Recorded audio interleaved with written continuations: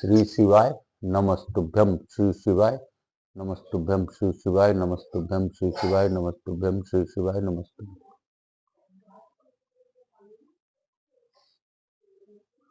आप सबको वंदन करते हुए प्रथम पूज्य देव गणपति गणेश जी महाराज का आह्वान करता हूं तथा प्रथम पूजता करते हुए उनसे अनुरोध करता हूं इस कथा स्थल पर पधार कर आवाज समझ देवी देवताओं को आने का मार्ग दें। हे गजानन, हे गणपति, आप इस कथा में रहकर सभी देवी देवताओं को प्रसन्न कराकर हमें आशीर्वाद दिलाएं।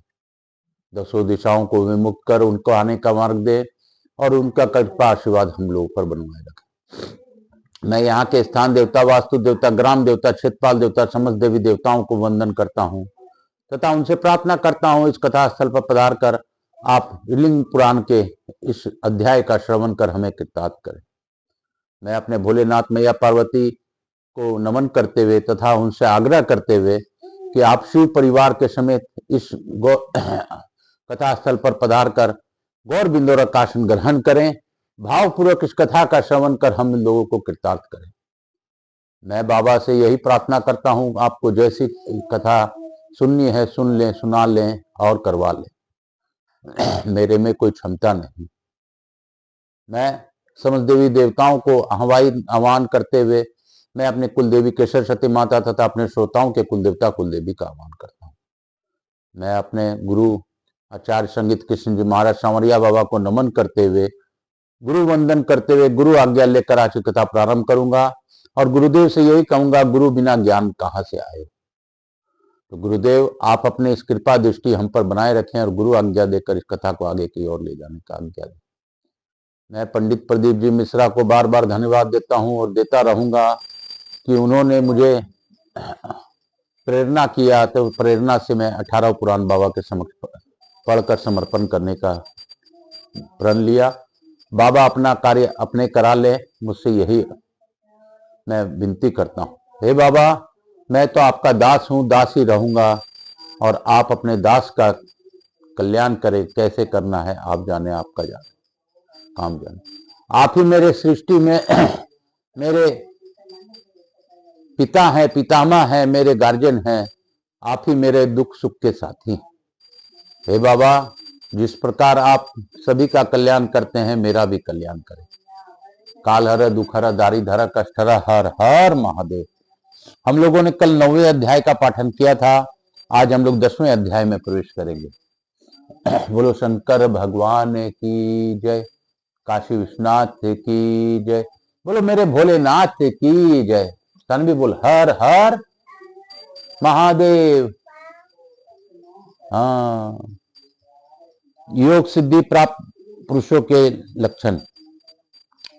सूर्य बोले है उत्तम ब्राह्मणों, संत जितेंद्रिय, साक्षात द्विजापति, द्विजाति, ब्राह्मण, क्षत्रिय, वैश्य, धर्मज्ञ, साधु, आचार्य, शिवात्मा, दयावान, तपस्वी, सन्यासी, वैराग्य परायण, ज्ञानी, मन पर नियंत्रण रखने वाले, दानी, उदार, मनसा, वाचा, कर्मणा, सत्यवादी, अलुब्ध,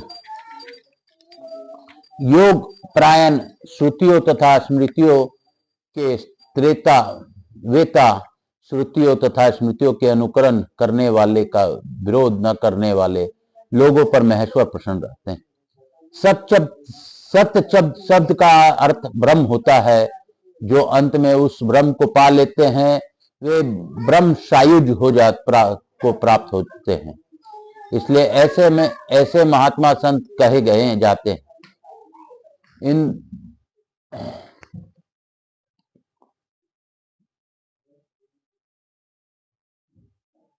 10 इंद्रियों के विषय भोग में तथा पूर्व वर्णित 8 प्रकार के ऐश्वर्य साधनों की अप्राप्ति से जो न तो क्रोध करते हैं और न उनकी प्राप्ति से हर्ष का अनुभव करते हैं, वे जितात्मा कहे गए। सामान्य तथा विशेष पदार्थों के साथ ब्राह्मण, क्षत्रिय, वैश्य का संबंध विशेष होने पर से हो यह द्विजाति कहे गए। स्वर्ग आदि का सुख प्रदान करने वाले श्रुति स्मृति प्रतिपादित वर्णाश्रम धर्म का ज्ञान रखने से व्यक्ति धर्मज्ञ कहा जाता है। विद्या के साधना करने के कारण गुरु का हित करने वाले ब्रह्मचारी साधु तथा विहित कर्मों को साधना करने वाले गृहस्थ साधु कहा जाता है। वन में तपस्या की साधना करने से बेशानस साधु एवं योग की साधना करना तथा यति धर्म में परायण होने से व्यक्ति यति साधु कहा जाता है। इस प्रकार अपने अपने आश्रमों को धर्मों का साधन करने से गृहस्थ, ब्रह्मचारी, वानप्रस्थ तथा यति ये सभी साधु कहे गए। धर्म तथा अधर्म ये दोनों प्रकार के क्रिया के वाचक कहे गए हैं। कुशल कर्म को धर्म तथा कुशल कर्म को अधर्म कहा गया है। महत्ता युक्त यह धर्म शब्द धारण के अर्थ में कहा गया है तथा धारण न करने के उद्देश्य करके कृत कर्म अधर्म कहा जाता है। जिसमें अभीष्ट की प्राप्ति हो उसे आचार्य यो लोग का धर्म कहते हैं तथा जिससे अनिष्ट फल की प्राप्ति हो उसे आचार्य लोग अधर्म कहते हैं। विरुद्ध, निर्लोभी, जितेंद्रिय, दंभ न करने वाले, पूर्ण विनम्र, सरल स्वभाव वाले लोगों को आचार्य कहा जाता है। जो स्वयं आचरण करता है तथा सभी के आचार में नियोजित करता है, शास्त्रों के अर्थों का परिशीलन करता है, वह आचार्य कहा जाता है। वेदों का श्रवण करने से श्रोत तथा शास्त्रों के अर्थों का स्मरण करने से स्मार्त कहा जाता है। वेद, वित्त, यज्ञ आदि करने वाले श्रोत तथा वर्ण संबंधी, श्रम संबंधी नियमों को पालन करने वाले स्मार्त कहा जाता है। किसी के द्वारा पूछने पर देखे गए अनुरूप कथा योग्य तथा अनुरूप कथन के अयोग्य विषय को बिना छिपाए अभिव्यक्त करने को लिंग पुराण के अनुसार सत्य कहा गया है। ब्रह्मचर्य, मौन, निराहार, अहिंसा तथा सर्वविध शांति को तप कहा गया है। जो पुरुष सदा अपने हित तथा अहित की भांति सभी प्राणियों के हिताहित का ध्यान रखता है उसको यह निरंतर बनी रहने वाली वृत्ति पूर्णतः दया कही गई। कर्म से न्याय पूर्वक अर्जित अभिष्टम द्रव्य गुणी को ही दिया जाना चाहिए। दाता के द्वारा प्रदत्त दान का यही लक्षण है। वह दान भी कनिष्ठ, मध्यम तथा श्रेष्ठ 3 प्रकार का होता है। करुणा पूर्वक सभी प्राणियों के निमित्त धन का विभाग करना मध्यम दान है। श्रुतियों तथा स्मृतियों से विहित वर्ण श्रम संबंधी तथा शिष्टाचार के अनुकूल जो धर्म है वह साधु धर्म कहा जाता है। माया युक्त कर्म फल का त्याग करने वाले शिवात्मा कहा जाता है तथा सभी आसक्तियों से निर्वृत्त प्राणी युक्त योगी कहा जाता है। अनासक्त तथा पुनः पुनः जन्म मृत्यु के भय से भीत होकर विषय भोगों को नश्वरता का पर विचार करके सभी ओर से प्रलोभन दिए जाने पर भी अलुब्ध बना रहता है। वह संयमी कहा जाता है अपने लिए अथवा दूसरों के लिए। जिस व्यक्ति की इंद्रियां मिथ्या प्रवृत्त नहीं होती वह सम के लक्षणों वाला कहा जाता है। जो अनिष्ट अर्थात प्रतिकूल विषय पर उद्विग्न नहीं होता था, अनुकूल विषयों को प्राप्ति पर हर्षित नहीं होता, वह प्रीति, संताप तथा विषाद से रहित हो जाता है। उसकी यह विनिक वृत्ति ही विरक्ता विराग कही जाती है। निषिद्ध कर्मों सहित विहित कर्मों में दोष गुण बुद्धि का न्यास त्याग ही संन्यास है और इष्ट और अनिष्ट कर्मों का भली भांति छोड़ना ही न्यास है।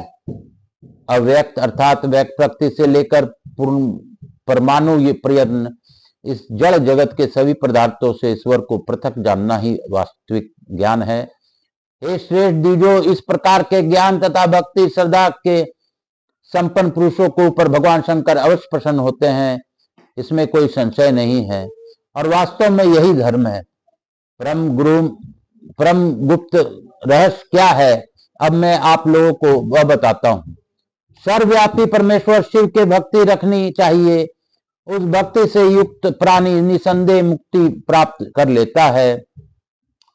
पात्रता न होने पर भी उनकी परम भक्ति से युक्त प्राणी के विविध अज्ञान रूप अंधकार को दूर करके महेश्वर शिव उस पर प्रसन्न हो जाते हैं, इसमें संदेह नहीं है।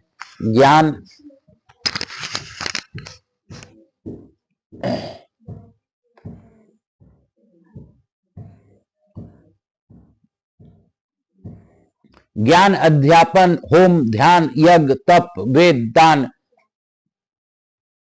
अध्ययन, ये सभी शिव की भक्ति प्राप्त करने के साधन हैं, इसमें लेस मात्र भी संदेह नहीं।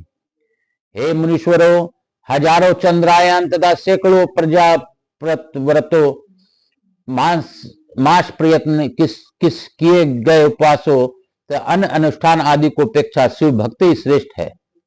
भगवान शिव की भक्ति से हीन प्राणी स्वर्ग आदि की प्राप्ति के लिए अनेक विधि कर्म जाल में फंसकर गहन गिरी गुहारूप इस मृत्यु लोक में बार बार गिरते रहते हैं, किंतु भक्ति भाव से युक्त प्राणी मुक्त हो जाता है।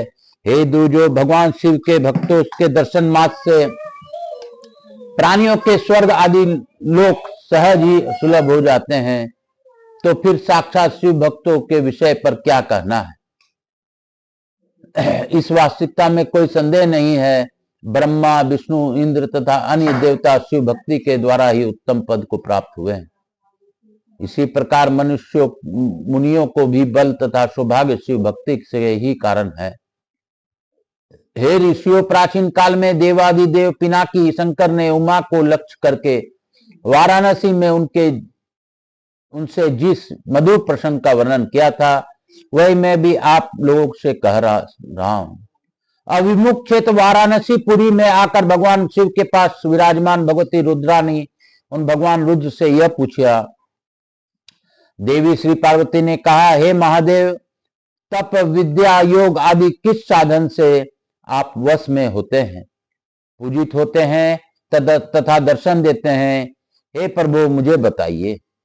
सूत जी बोले, उन पार्वती जी का वर्णन सुनकर बाल चंद्रमा को तिलक रूप में धारण करने वाले शिव ने पूर्णिमा के चंद्रमा के समान मुख वाली पार्वती की ओर देखकर हंसते हुए उनसे कहा, पूर्व में चिरकाल तक कैलाश पर पार्वती सहित मुझे रहते हुए देखकर हिमालय की पत्नी मेना द्वारा अपना स्थान होना चाहिए। इस प्रकार कही गई वाणी को स्मरण कर सदाशिव बोले, हे देवी, हे विलासिनी, तुम स्थान हेतु अपनी माता के द्वारा कहे गए वचनों को भूल गई हो। अब तुमने परम रम्य काशीपुरी को पा लिया है, अतः निश्चित ही होकर अब तुम प्रसन्न करने योग्य हो। प्रसन्न करने वालों में श्रेष्ठ है पार्वती। जिस प्रकार ब्रह्मात्मक तत्व जानने के लिए इस समय तुमने मुझसे प्रसन्न किया है, उसी प्रकार प्राचीन काल में पितामह ब्रह्मा ने भी मुझसे पूछा था। हे कल्याणी, श्वेत कल्प में श्वेत वर्ण सदोजात नाम वाले, रक्त कल्प में रक्त वर्ण वामदेव नाम वाले, पित्त कल्प में पित्त वर्ण तत्पुरुष नाम वाले, कृष्ण कल्प में कृष्ण वर्ण, अघोर नाम वाले विश्वरूप ईशान,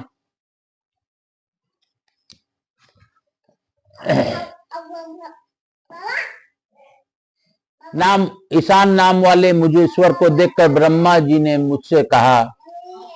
ब्रह्मा जी बोले, हे वामदेव, हे तत्पुरुष, हे अघोर, हे सदोजात, हे महेश्वर, हे देव महादेव, मैंने गायत्री उपासना से आपका दर्शन किया है। हे महादेव, आप किस प्रकार वश में होते हैं? हे दयानिधे, आपका ध्यान नहीं करना चाहिए।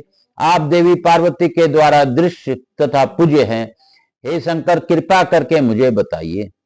भगवान श्री शंकर पार्वती से बोले, तब मैंने ब्रह्मा जी से कहा कि मैं कमलोद्भव पितामह में, हे कमलोद्भव पितामह, मैं केवल श्रद्धा से वश में किया जा सकता हूं, और अपने तथा विष्णु ने समुद्र में जिस लिंग का दर्शन किया था, उसी में सबका मेरा ध्यान करना चाहिए। जो ब्राह्मण, क्षत्रिय तथा वैश्य के पवित्र सदोजात आदि 5 मंत्रों से मेरे पंचमुखी रूप की पूजा करनी चाहिए। हे अंडज, हे जगतपुरी गुरु, हे जगत गुरु, आज आपने उसी भक्ति से मेरे दर्शन प्राप्त किया है।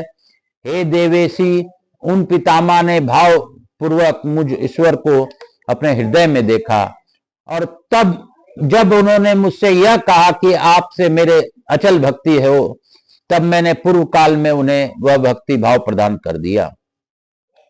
अतः हे श्रेष्ठ पर्वत की पुत्री पार्वती, मात्र श्रद्धा से ही भक्त मुझे वश में कर सकता है तथा मेरा दर्शन कर सकता है।